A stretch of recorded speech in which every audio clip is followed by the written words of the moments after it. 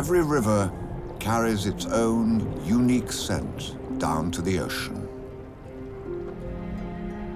Salmon gather to catch the scent and follow the trail upstream to their birthplace.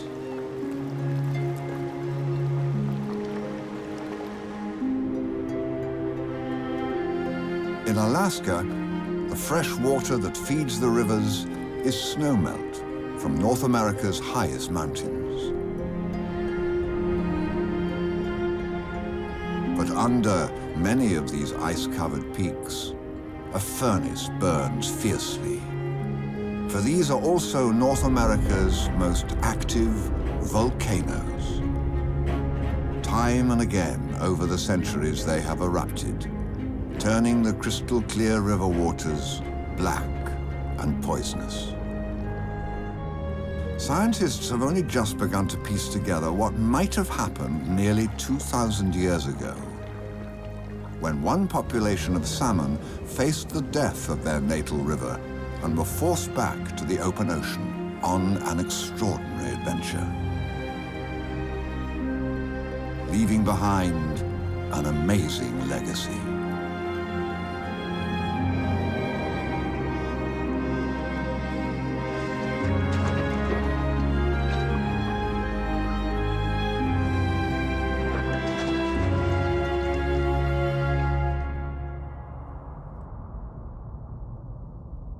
Young sockeye salmon feed and grow in a vast stretch of the Pacific Ocean, where warm waters from the tropics mix with cold Arctic currents, creating rich plankton blooms.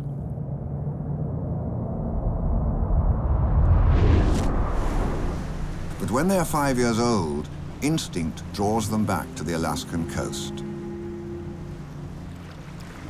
They gather in large shoals, each salmon seeking the scent of its native river.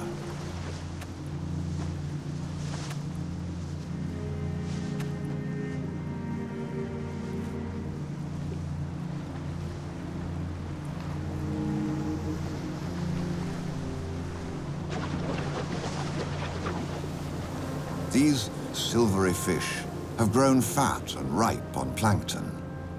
But now they stop feeding, their one goal to swim to their birthplace to lay their eggs, or spawn.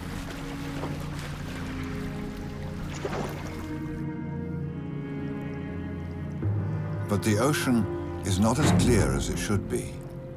The water carries with it a faint scent of sulfur.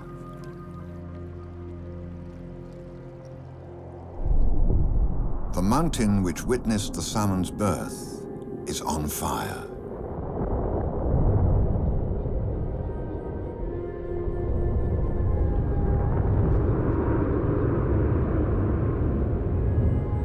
The remote Alaskan peninsula lies on the Ring of Fire. The movement of the ocean plates traps water under the earth. Heated under pressure, the water turns into gas and escapes through any crack it can find. This area is still highly volatile today. The volcanic activity, dating techniques, and genetics make it possible to recreate the story of one population of salmon as their world began to fall apart nearly 2,000 years ago.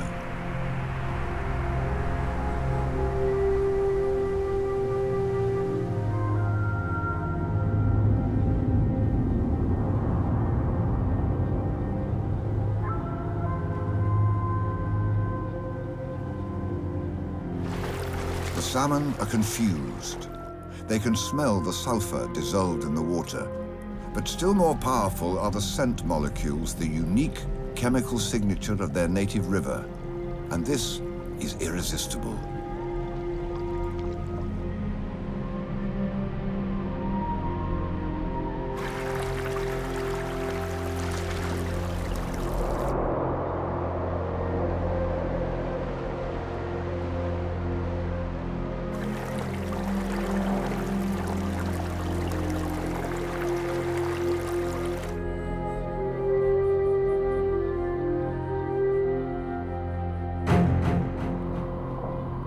upstream, a thick sludge of black ash is heading their way.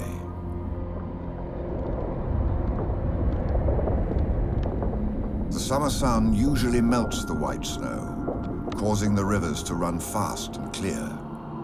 Now, heat from the ash and sun combine to burn new channels through the glacier itself, pouring deadly toxins down its flanks. Unwittingly, the river gathers up all the dregs and poisons and carries them towards the fish.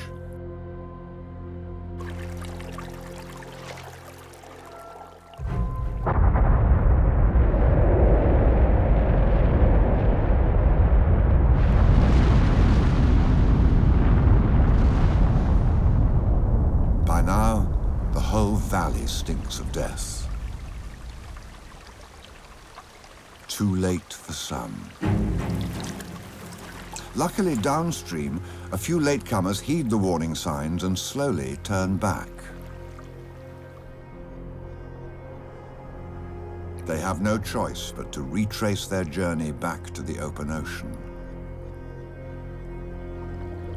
It's not so much that they sense danger, but that the fresh water signal drawing them in has been switched off.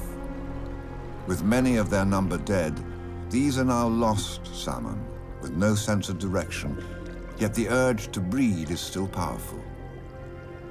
Incredibly, each individual salmon begins a lonely quest, hugging the coast, instinct driving them to begin again and seek out the scent of fresh water.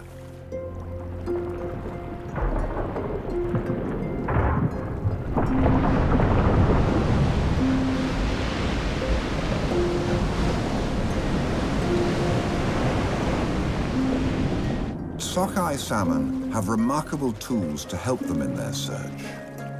Their formidable eyesight allows them to see both above and below the waterline, right way up or upside down.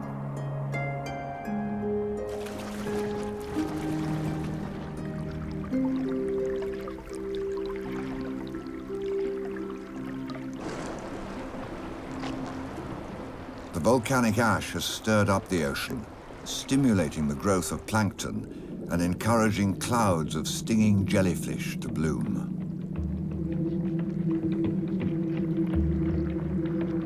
It's like swimming through a minefield.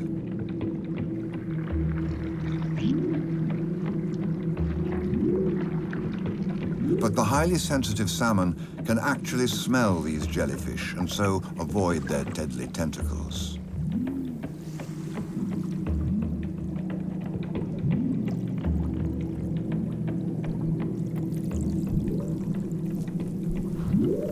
The sockeyes have to keep moving. It's only in the short summer season, when the sun melts the glaciers, that the rivers run deep enough for the salmon to swim upstream. This sockeye has swum all the way to a sweet-smelling river, only to find it impassable.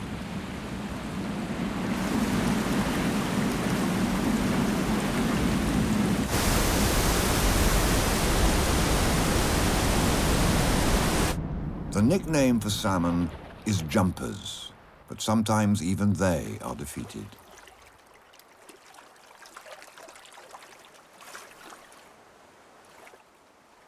They never stop to feed or sleep. They're programmed to find fresh water or die trying.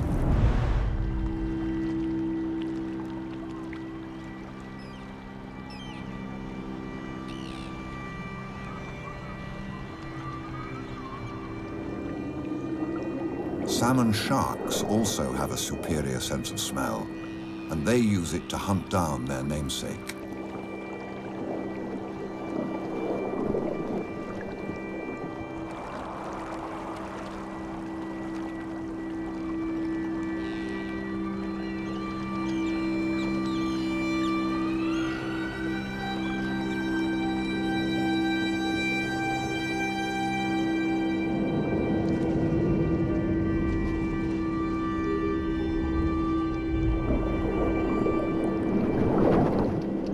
The oily scent of the salmon's skin gives them away, and the sharks lock in.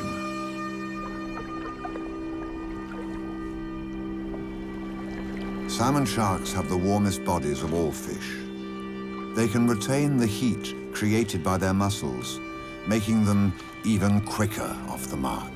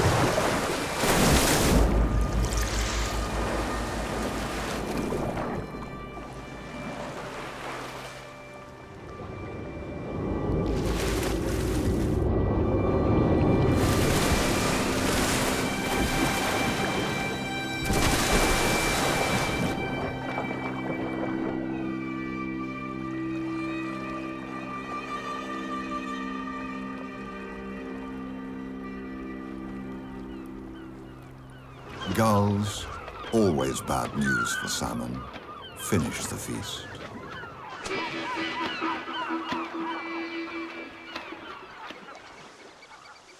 The survivors just keep moving on.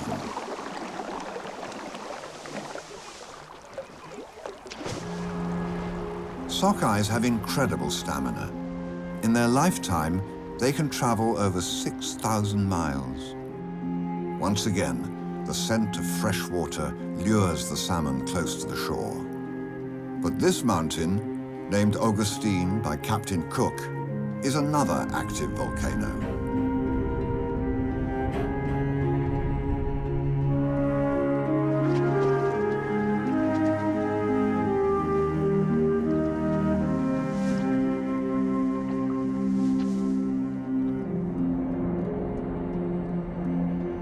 Rain clouds condense on its summit, but its internal furnace prevents ice from forming or snow from settling. On Augustine's steep slopes, there are no quiet backwaters where sockeyes can breed and no river valleys up which they can travel.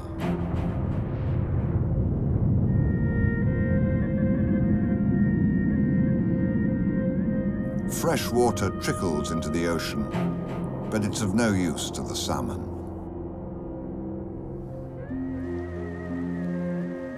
Because all these travelers are after the same thing, their numbers are beginning to swell. Like moths to a flame, salmon are attracted by fresh water and will keep on swimming, tracking the chemical gradient towards its source. Several miles on, and once again, the salmon's nemesis is waiting.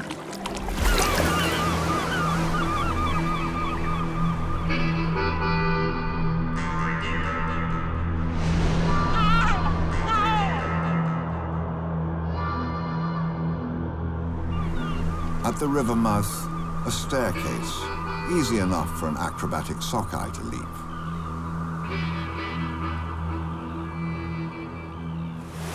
And the tantalizing scent of fresh water gushing towards them.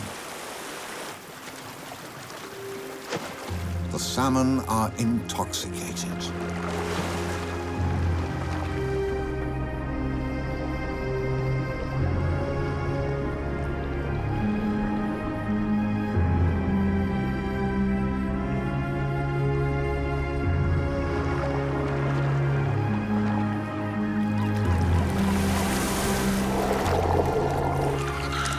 There are so many salmon because the travelers have been joined by another population of sockeye whose river this is.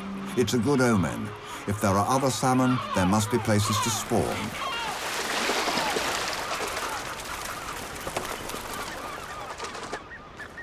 The two populations look alike, only their genes tell them apart. But they run the gauntlet as one.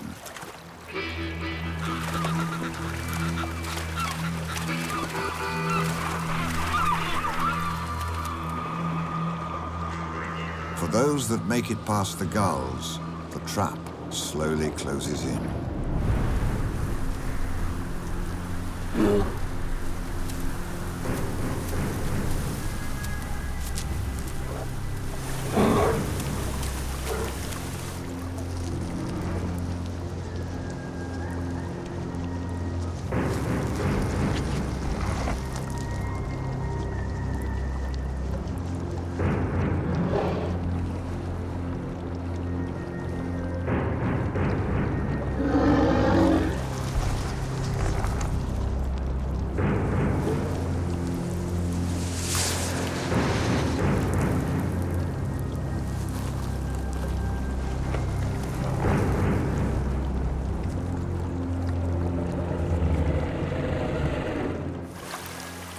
tide is already turning against the salmon.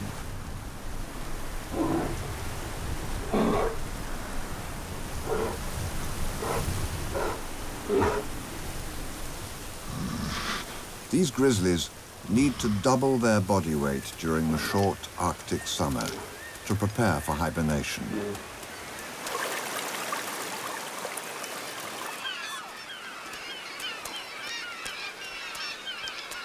With the tide falling back, the salmon are especially vulnerable in shallow water.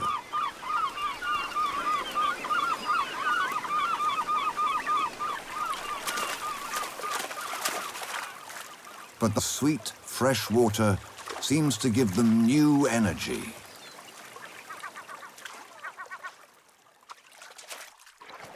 Luring them on towards danger.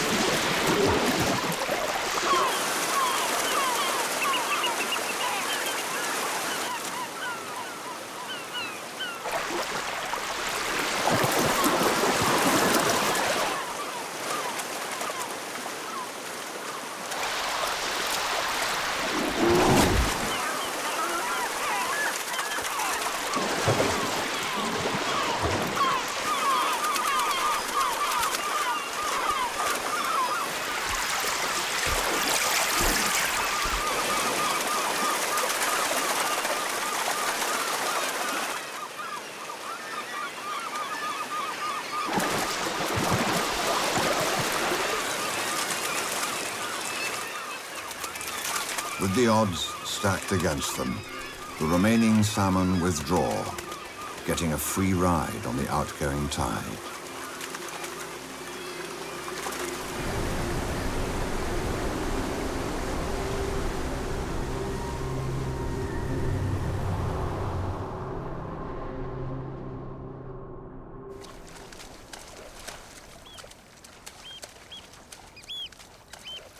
A few young grizzlies follow the floundering fish back out to sea, with Mum tagging along behind.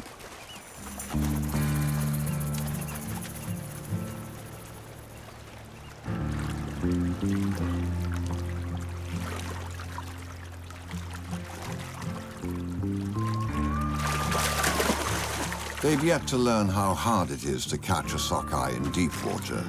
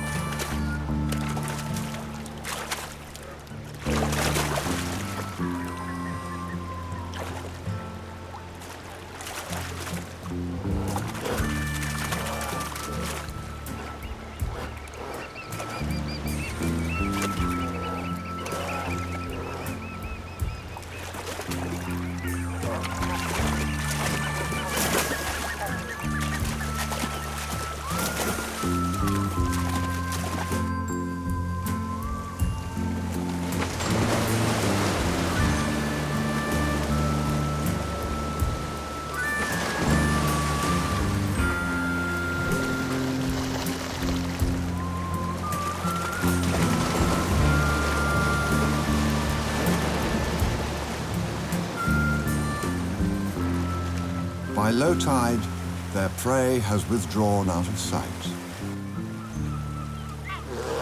But the bears know they will be back.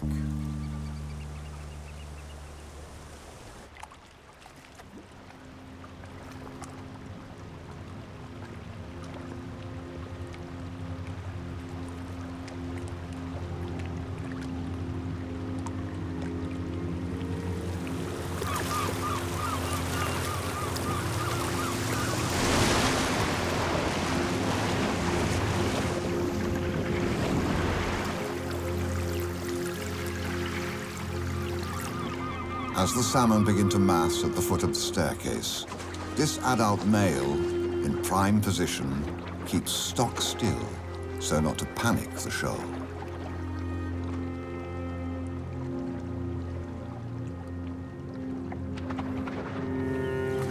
Some youngsters move away, leaving the stage to the more experienced older bears. The gulls gather again in anticipation. The salmon use the deeper water to retake lost ground and get closer to the stairs. More bears grab a fish and leave, but it makes little difference to the remaining salmon. To reach the river, they have to get up the stairs, and on every step, an adult female is ready.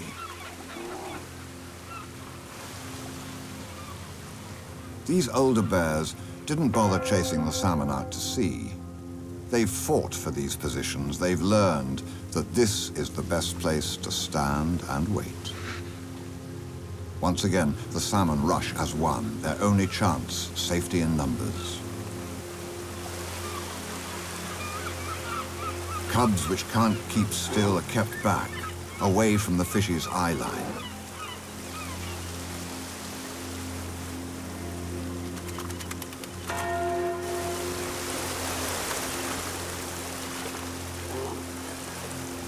Once the salmon are running, the females let the cubs join the free-for-all. With so many fish, it's all too easy for the bears.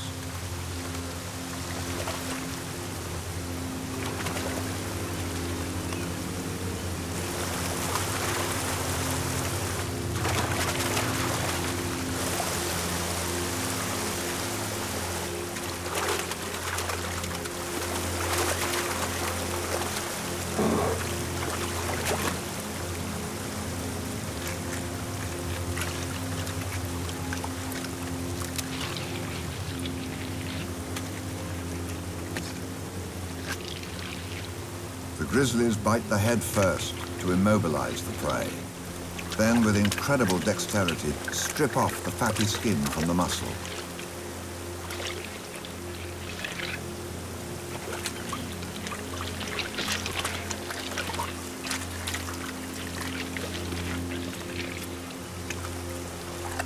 They abandon the flesh.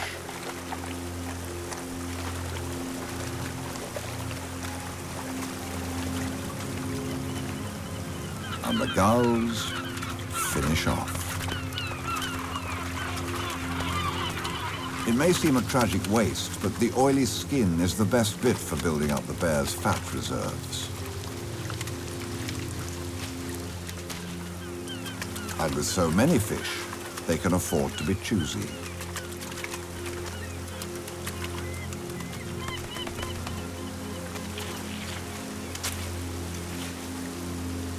For the bears, it is gluttony. For the salmon, carnage. The end of the road for so many intrepid travelers. Yet because there are so many salmon, they keep on coming. And some make it past the first hurdle. They push on hard, stretching every sinew.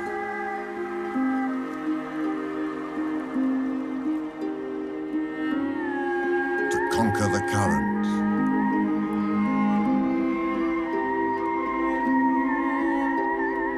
To leap the steps.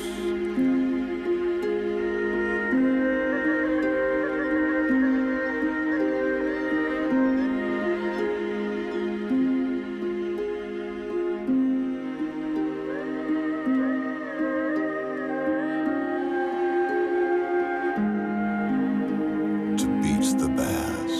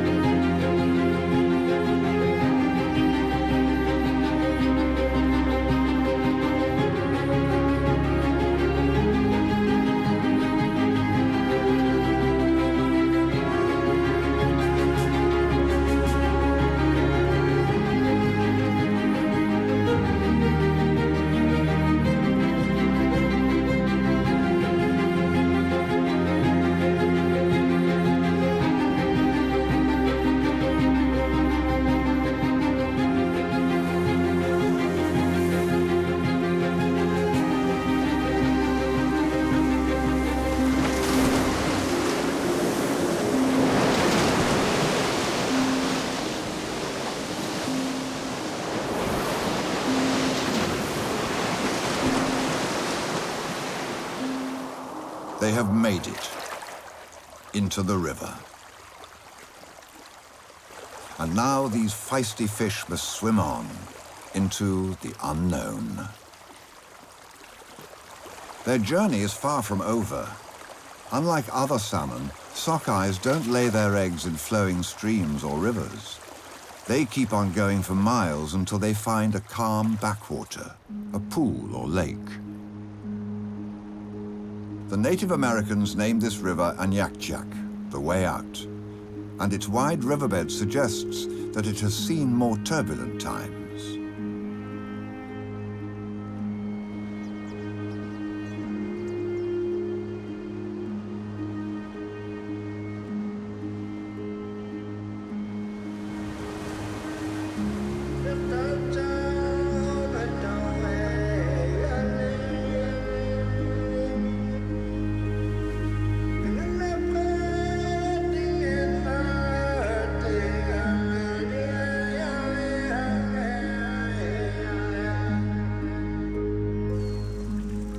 Its meandering path leads to many tributaries at dead ends.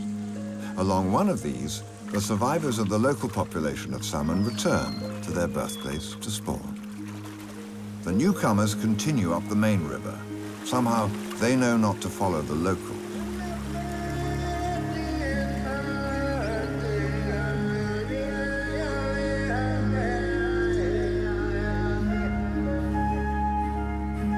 They swim on in uncharted waters. Ahead of them lies Aniakchak, the volcano after which the river is named.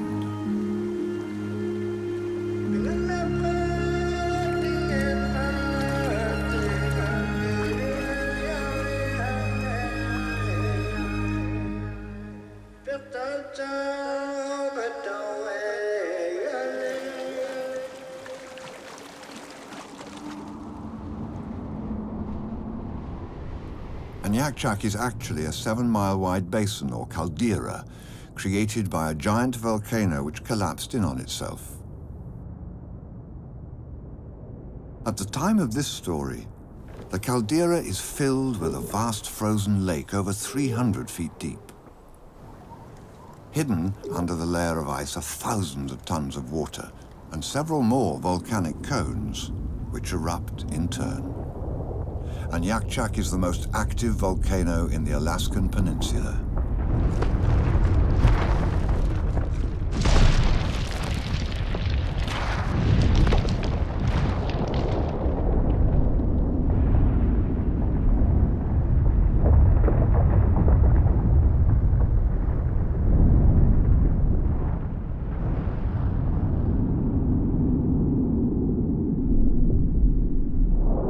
The force of the blast shatters the ice.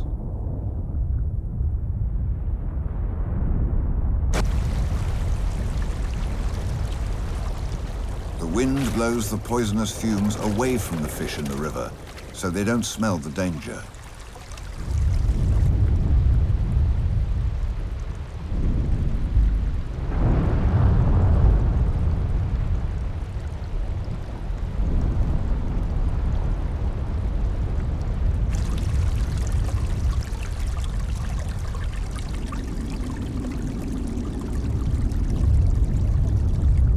Under continual bombardment and shaking, the caldera's ramparts begin to crack. Water finds the weak spot.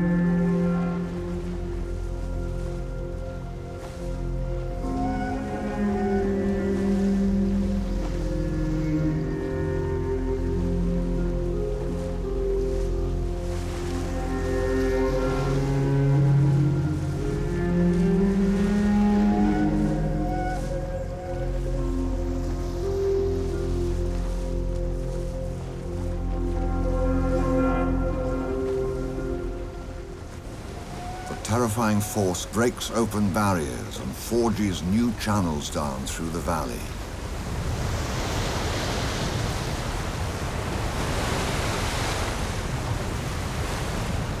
It grabs every living thing in its path.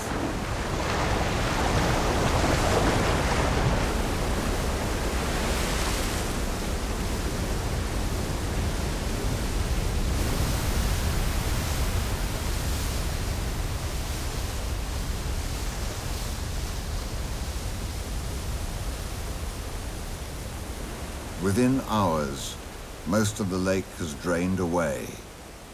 But downstream, the flood continues its destruction. Salmon are built to withstand the battering of currents, but not the might of a volcanic torrent.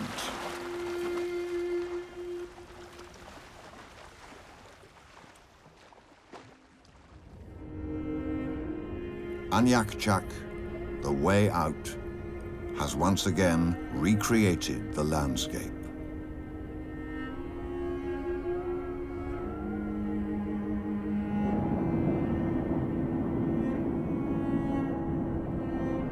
Several days later, snow hides many of the mountain's scars.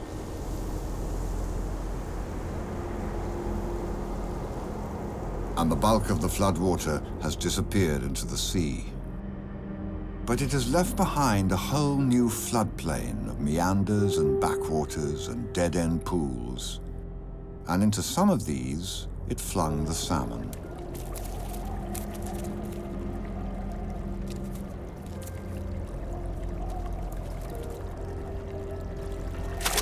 Because there is so much decaying life, the water is robbed of oxygen, and the few survivors struggle to breathe. Yet the urge to find fresh water is so powerful that slowly the tenacious salmon fight on.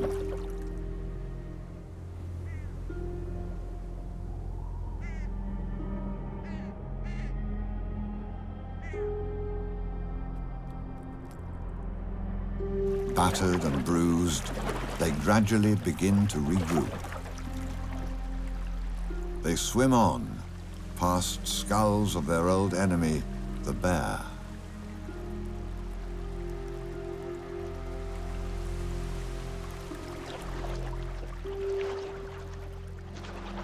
They pass moose.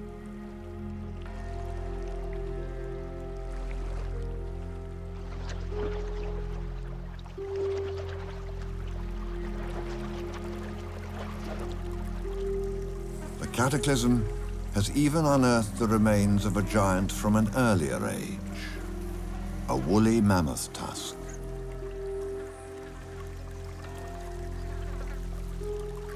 The twists and turns, the maze full of dead ends scoured by the flood, must seem like a point of no return.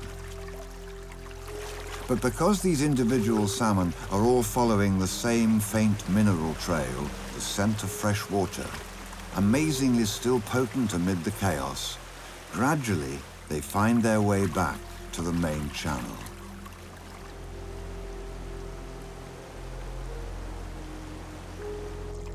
Now another ticking clock begins to work against them, their biological clock.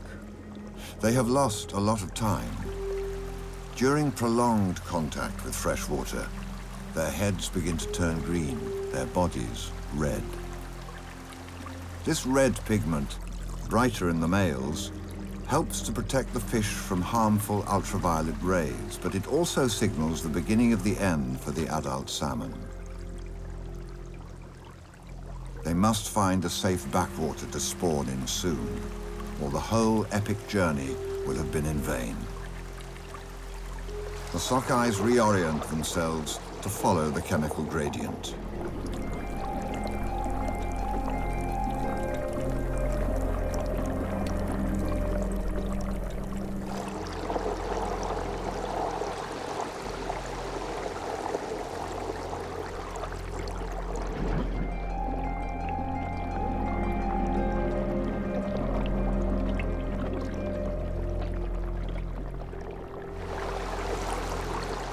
The call of fresh water seems to be coming from the center of the ravaged volcano itself.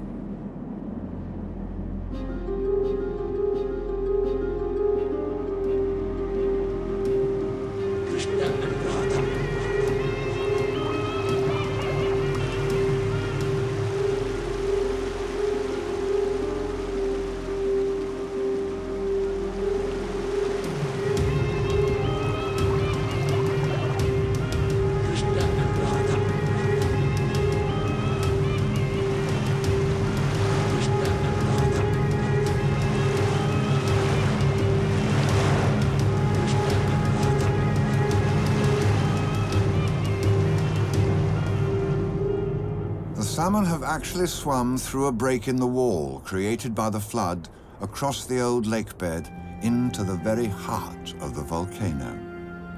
This small green lake, aptly named Surprise Lake, is all that is left of the frozen giant.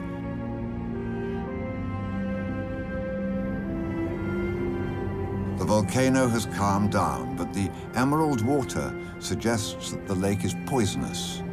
Is journey's end for the salmon yet another dead end? Surprise Lake collects rainwater from the caldera walls. The water gathers up a cocktail of volcanic poisons and enters the lake hot, acidified, and toxic with minerals.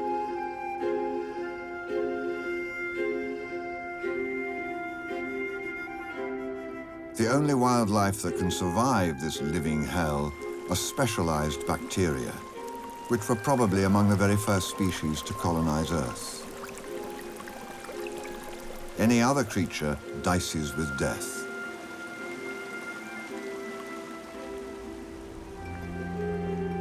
And yet this is where the sockeyes have come to swim and lay their eggs. Surprise Lake hides a secret. Despite the poisonous cocktail, in some parts there's enough oxygen for salmon to breathe, even for plankton to grow. The salmon need to avoid the poisonous murk and find the source of fresh, oxygenated water. The miracle begins with the clouds, which meet the warm rock of the caldera walls and seem to melt and pour all over them.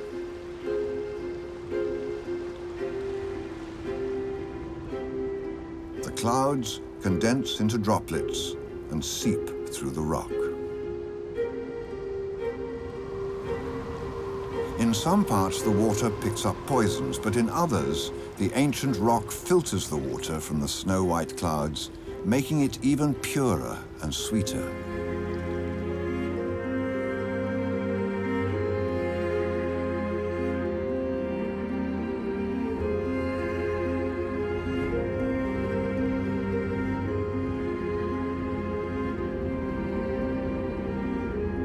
If only the salmon can find it.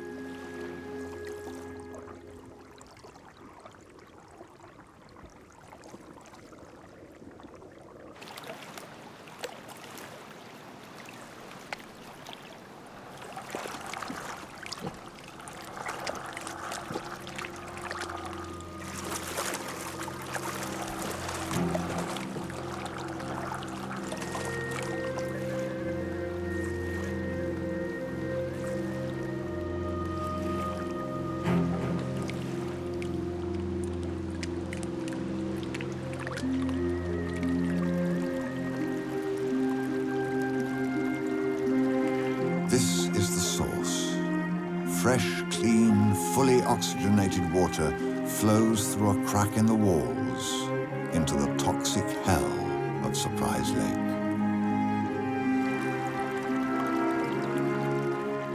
It is enough for the salmon. At last, several months after they were turned back from their natal river, they have found a tiny bit of paradise in the bowels of a volcano. A place where they can give their young a chance.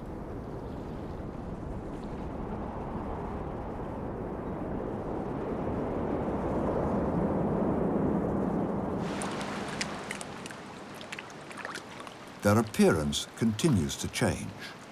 The males develop hooked jaws, ready to do battle.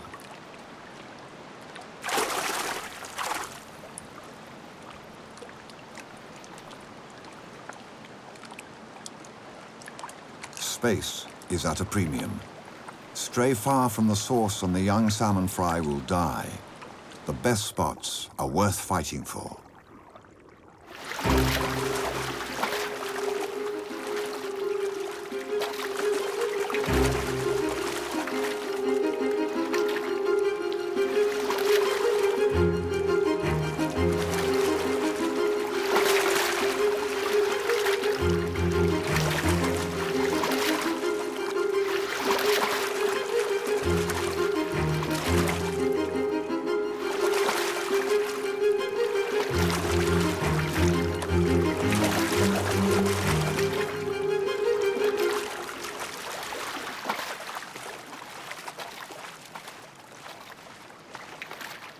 The smaller, duller female chooses the winner.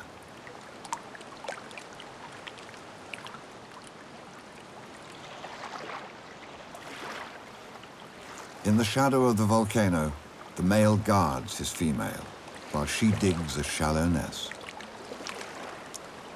Then she sheds up to 5,000 eggs, which she has carried all this way.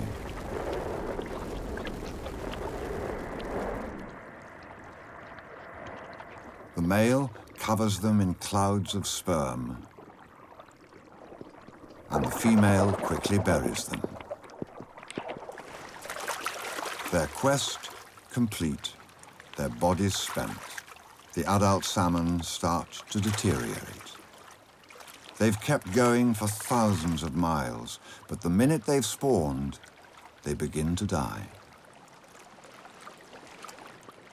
Alerted by the strange splashing, a red fox moves in to investigate.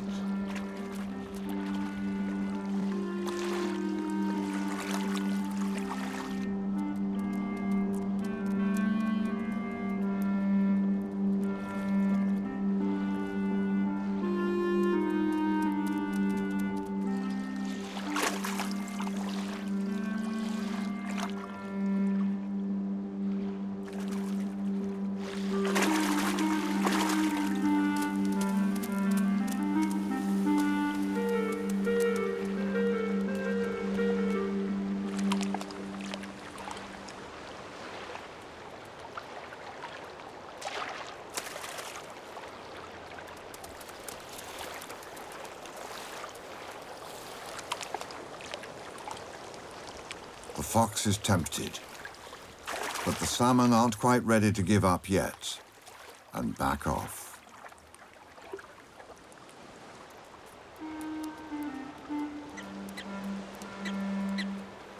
A hapless ground squirrel diverts the predator.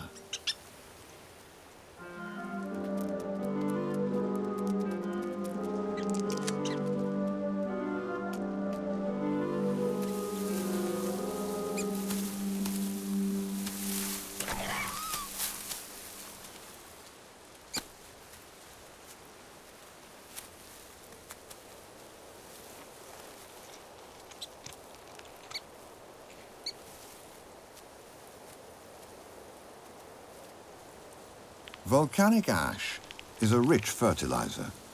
Grass grows quickly and nature moves in to fill the void created by the flood.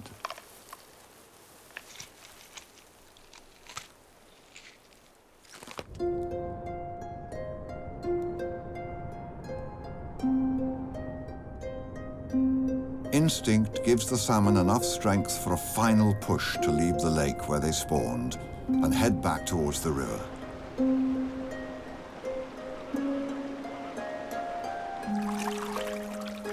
It's best not to draw attention to their eggs, for as their bodies continue to fall apart, the predators and scavengers will find them.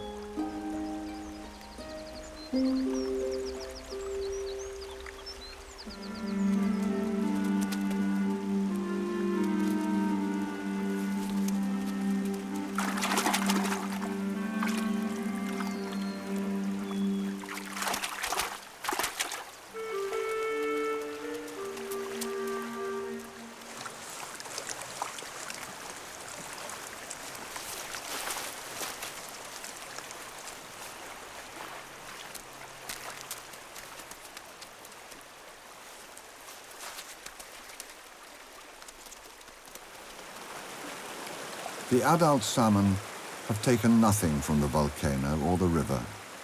But by dying here, they leave their bodies and all the minerals within to help feed the wildlife and plant life, and ultimately to the benefit of their own salmon fry.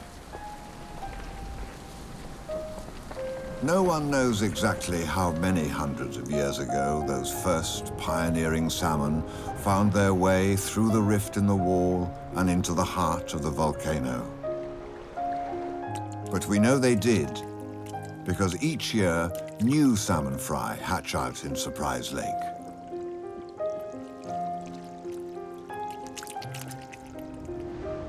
Over the years, the descendants of those original pioneering salmon adapted and acclimatized to the unique conditions in this remote volcanic lake and became a new race of sockeye salmon, the surprise salmon. The young fry feed and grow for 2 years while the unique smell of Surprise Lake is imprinted on their brain. Then they head downstream, retracing the route of their ancestors back to the sea. Not all of them will make it.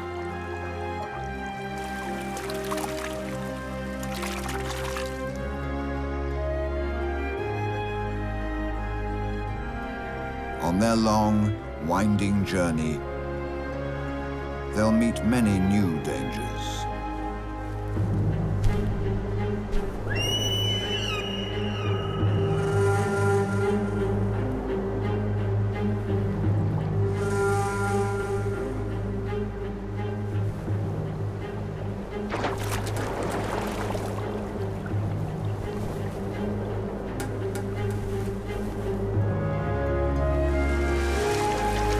Until, at 5 years old, they are ready to face the ultimate challenge. Each year, the adults attempt the same incredible journey back to the heart of the volcano, allowing us to unlock the secrets of those first pioneering salmon, which found Surprise Lake, gave it life, and made it their final resting place.